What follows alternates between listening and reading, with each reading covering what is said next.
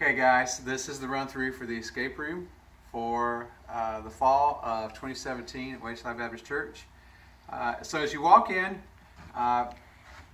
there's a little intro that talks about this being a morgue and I'm the forensic assistant and so forth. So I'm going to show you where all the clues are and show you how everything works. You come in and the first thing that's going to happen is that you'll hear after the little intro, or actually during, there's a little interruption where you will hear the emergency alert system.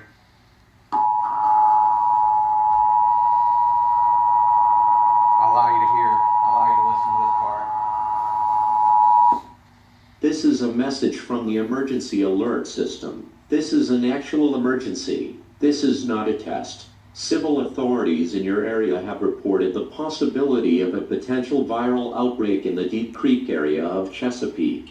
At this time, the cause has not been determined, but those infected have been observed to display erratic and even subhuman behavior. If you suspect that a person or persons have been infected, do not attempt to approach or apprehend them, as they are considered extremely dangerous. You are advised to seek safety behind locked doors and take proper safety precautions, unless you are in the vicinity of the city morgue. Employees of the morgue are not to report for work, and anyone in the vicinity should evacuate the area as soon as possible. This is an actual emergency. This is not a test. Repeat, this is not a test.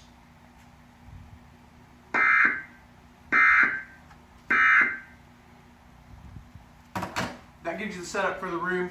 As the forensic assistant, I realized I was not supposed to report for work, and we all need to evacuate. So begin looking around for clues.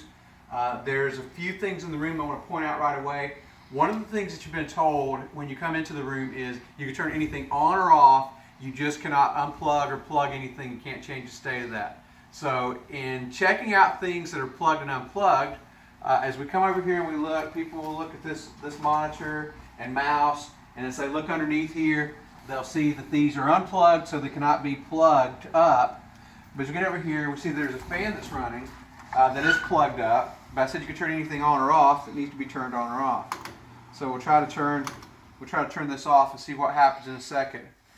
We may go through and start looking at these X-rays here. People quite often did. They'd go through and pull them all out and look and perhaps try to piece these together and figure out what was.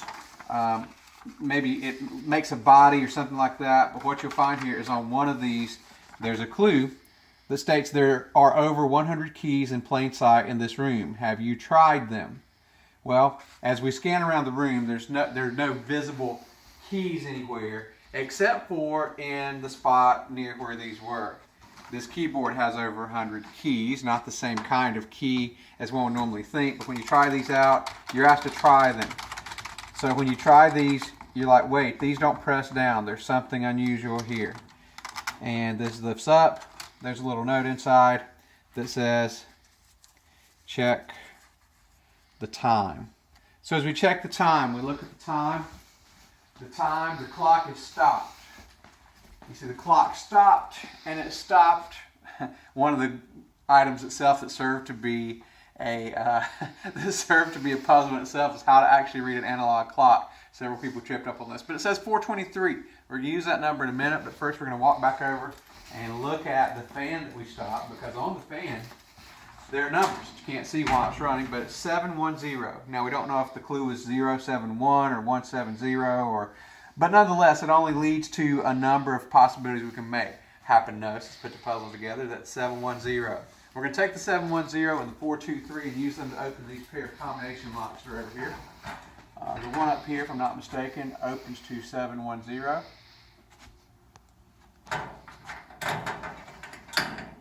Opens to 710. When we open it up, we see an envelope in here that holds a frisbee. That's kind of weird. There's nothing else in the envelope. We can check it out. But what's even weirder is this item that's up top. Most people didn't know what it was right away. A lot of times they looked at it, they sat it down, and they spent a lot of time on the frisbee. But this is actually going to be very useful to us. I'm going to leave it hanging out of the locker right here. We'll come down here and see that I have another combination lock, and this is where the 423 comes into place. The one that's been told to check the time. 423 opens up this one. We open it up, and we see inside there's a stack of cups. Now what's special about this stack of cups? It doesn't seem to be anything except for the fact that when you begin to look, we have a hollowed out place. There's a key here. You see it's like a full-size key, like a door key. Well, we have a couple of goals here. We realize if you know this room, you know that one of these is a closet, one of these is an exit. The exit's over there, but of course I'm not going to make it that easy to get out of the exit just yet. This happens to fit this door right here and gets us through, and we see a little compartment here. We see a wall that you can't get past. It's screwed in down below, and down here you have directions that say fragile, do not force, find the key. Well, I don't see a spot for a key to go, but I do see an unusual sticker there. It says biohazard. We'll look, see if we can find the key for that a little later. As we look around, some people even had some ideas to check the time. Check the time. They look at the clock, they take it off the wall. There's no battery. Some have been tempted to get a battery, and I've even given clues along that line. Hey, let's look for a battery. So they start opening up these containers. There's no battery here. There's no battery here. I don't know. There's a way to open it, but there's no battery that we're used to seeing. We open this. We're like, hey, there's a battery in here. I'll try this. When they try it in the clock, it's a little bit longer than a normal battery because it's not a normal battery. It's a fake battery. It's a little stash battery. Holds a clue inside. This clue inside tells us that we can. It says, flip the rug. Huh. Some have just walked in and flipped the rug already, but if they didn't, they see that there's some clues here. It's a riddle. As we look, we see on the wall 3 doors, 3 morgue drawers, and the doors each say different things. One says there's no zombie behind me, another says there's zombies behind door C. Door C says the zombie is behind door A. The idea behind this is that 2 of these statements are lies and 1 is the truth. We don't know which one, but what's going to happen is we'll eventually find a key that will allow us to open 1 of these. One of them contains a zombie. The other 2 we're not sure about just yet. So we begin to look around for more things. Let's see, what can we do here? We've opened both of these combo locks. We need some keys. We need some keys to get in here. I again stress to the players, you cannot plug or unplug anything, but you can turn things on or off. And then I start stressing the plug or unplug anything. So people start checking the plugs. They start looking around. When you get down here, they look real carefully at this. I had several touch this and not know what it was. If you look, there's actually a key that's bound up in here through this Velcro. And especially if you pull one level of Velcro back, you can definitely see the key here. And so we're just going to pull this key off. Key is a master lock, and so I've got a couple of locks over here. Again, this one looks too small for this key to go into, and it definitely is. We have another one right here. Those are all Brinks locks over there, so this one is the master key that fits in the spot. We open it up. We're presented with a series of old books, and some David Copperfield, Charles Dickens books, Christmas Carol. This was something out of a library. This was another book out of a library here. But the only one we want to focus on is this special little guy right here. When we open it up, there's a key in the inside. This key opens the locker directly below that. Give a little turn there, it snaps that out. And when we open that, on the inside there, pivot on around here so you can see what's inside the locker. There's a civics worksheet. There's some questions about, normally there would be one that wasn't completed. I thought that my assistant put one in here that was blank. Questions about the flag. How many red stripes are there? How many white stripes are there? How many blue stripes? How many rows of stars? How many total stars? Now most people know the answers to that right away, but we'll look at it a little later. We're looking around trying to figure out what it is that we need to do here. Alright, we take inventory of what needs to happen. I've got a door over here that needs to be unlocked. I've got 2 locks right here. One's a kind of odd lock. When I look at it, it's not a standard combination lock. It is a directional lock, which goes left, right, and up and down. And we will reset that. We've got another word lock down here. And we've got those locks over there that have one of those contain a zombie. So we've got to figure out what we've got to do. I've given clues, and some have found this already because they've searched the room very well. But if you search the room very well, you will spot right over here a magnet. You pull that away. Some pulled it away and looked at it, put it back, didn't know what to do with it, but they announced, hey, I found something. Some others who may have opened that door already, look at that sticker. It says warning biohazard, and they recognize there's a sticker that says warning biohazard over here. So I'm going to try to open this, but it doesn't open. It's very sturdy. But if they have the concept that warning biohazard and warning biohazard should go together, a little click there unlocks a magnetic lock. And there's some skulls and bones and such, but really the item that we're looking for that's a clue is this sheet here. And it's a sheet of scripture. It's passages of Genesis 13 and 14, a good part of that, which doesn't seem like it would be very fitting in here. Doesn't seem like it would help us find anything. Until we go back to something that we looked at before that was this guy. Didn't know what to do with it. As a matter of fact, some tried to slide this in that doorway and it didn't do anything. But as we look here, what you'll find is this paper has been trimmed down so that it fits perfectly in here. But we look at it, it says, and king of the, this one doesn't seem to make sense, Abram, that.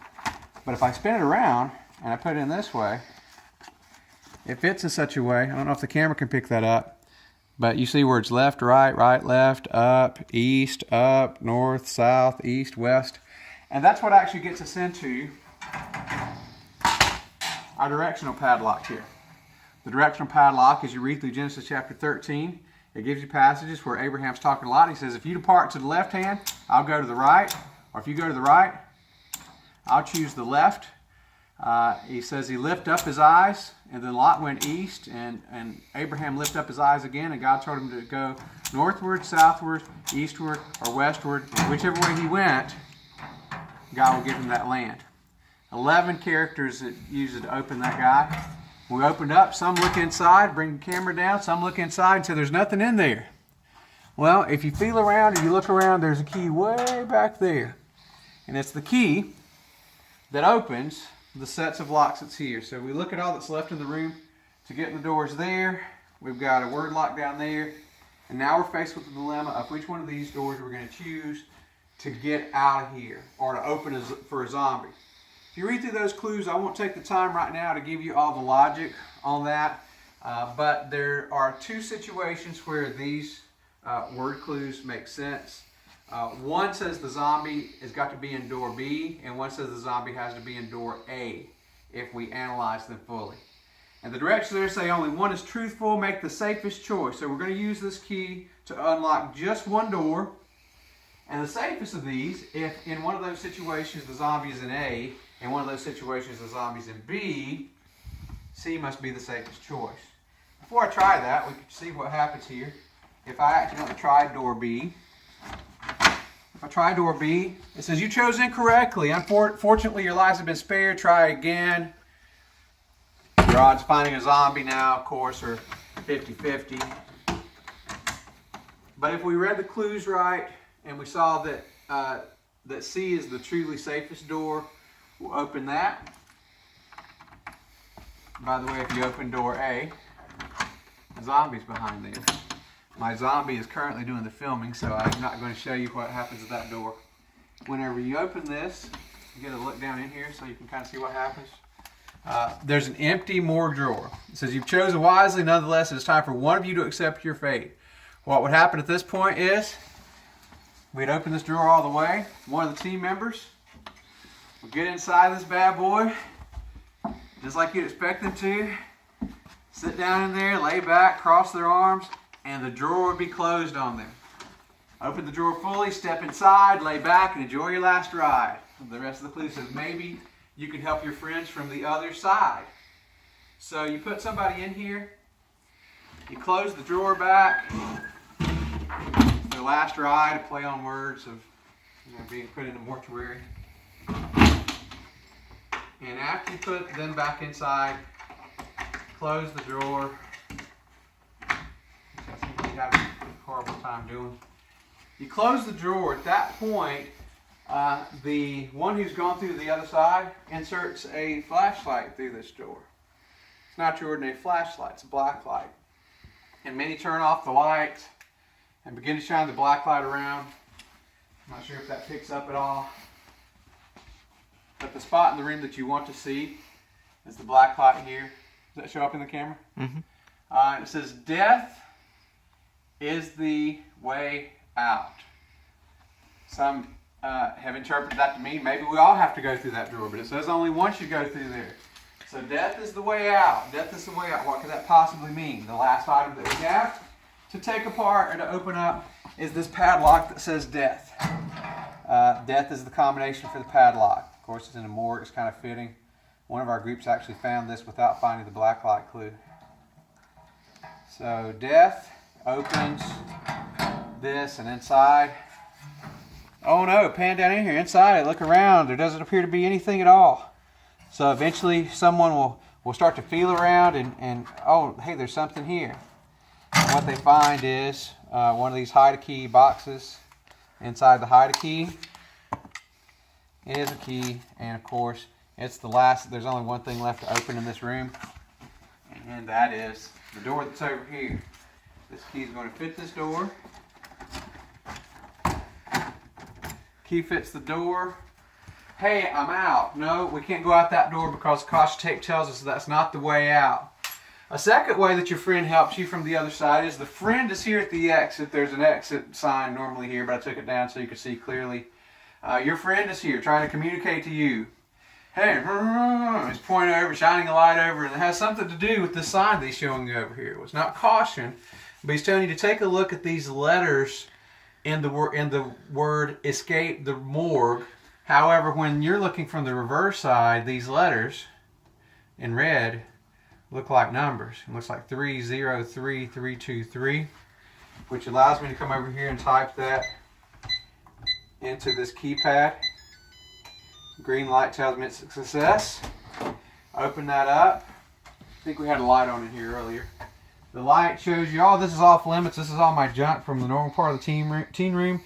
But inside here we have a briefcase, and actually with this briefcase we have, hey, here's the civics worksheet again. It's these same questions. How many red stripes are there? How many white stripes? How many blue stripes? And we're thinking, oh no, I don't know what to do with the flag. I don't have a flag. And then you realize, oh yes, I do have a flag right here. A little piece of American flag tape will tell us everything that we need to know. So when we follow this in order and we're told how many red stripes are there, there's 7 red stripes. As we look at any of these flags, red on the outsides, and then we know there's 13 total stripes. So if 7 are red, that means that 6 are white. And there's no blue stripes. There's a blue field, but no blue stripes. So leave that to 0. And then how many rows of stars are there? That's something not many people know, but as I look here, I see I have 6, and then, I have 5, and then 4, it makes 9 offset rows. So I have 9 rows, and then how many total stars? Everybody knows that. That's 50. So when I go through the order on this, I've got 760-950. I don't know if I get it to say 950 to open up. To open up, there's a few things in here, some distractions, but the thing we really want is inside of this DVD case. DVD case has a key. Find the key in here. And we've escaped. In 1825. 1825.